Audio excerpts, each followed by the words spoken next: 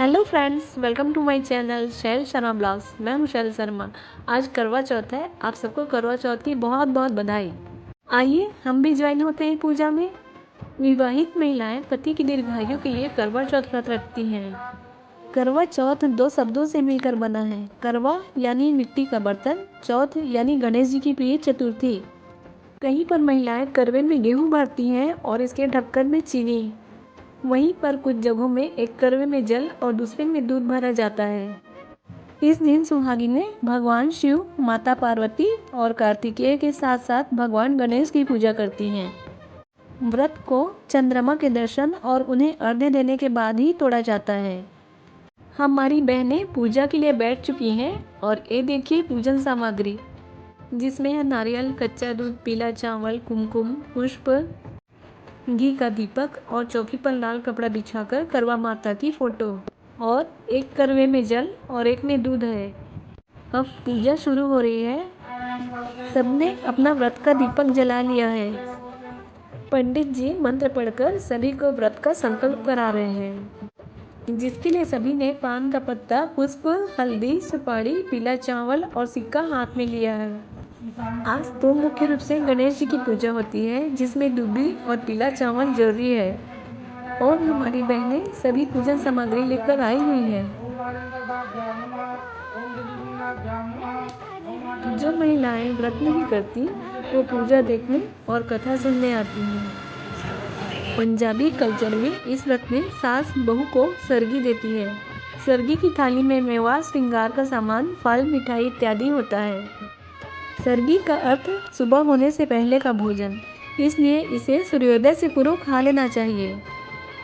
बहू करवा चौथ के दिन सुबह सूर्योदय से पहले इन चीज़ों का सेवन करती है और सामान से श्रृंगार करती है। इसके बाद रात के समय चांद देखकर व्रत का पारण किया जाता है। कहा जाता है कि करवा चौथ के दिन विधि विधान से पूजा करने और व्रत रखने से वैवाहिक जीवन में मधुरता आती है।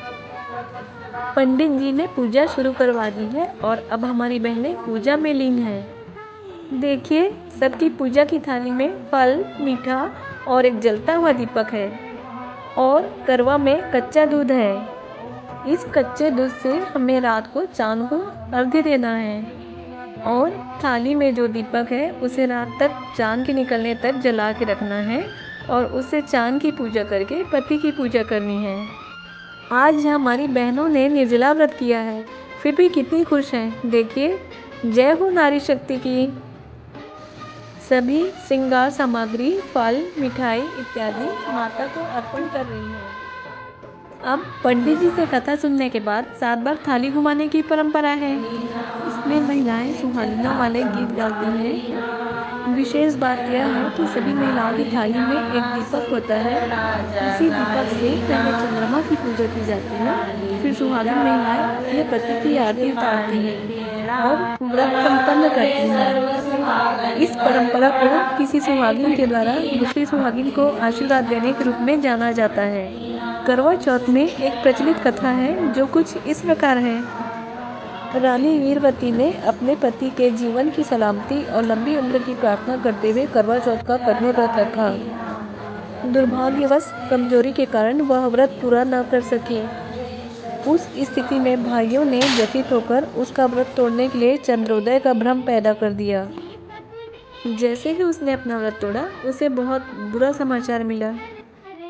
दुखी और हताश होकर उसने अत्यंत भक्ति और दृढ़ संकल्प के साथ प्रार्थना की। उनके अटूट विश्वास और अनुष्ठान से उनके पति को चमत्कारिक ढंग से पुनर्जीवित किया गया, जो परंपरा की शुरुआत का प्रतीक था। पूजा और आरती संपन्न हो चुकी है। चलिए चलते हैं चांद को अर्घ्य देने।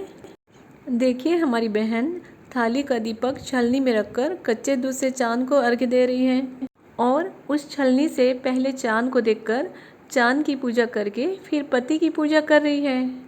यह खास परंपरा पति पत्नी के रिश्ते को और भी ज्यादा मजबूत करती है। हे करवा माता, सभी सुहागिनों का सुहाग अमर रखना। जय हो करवा माता की।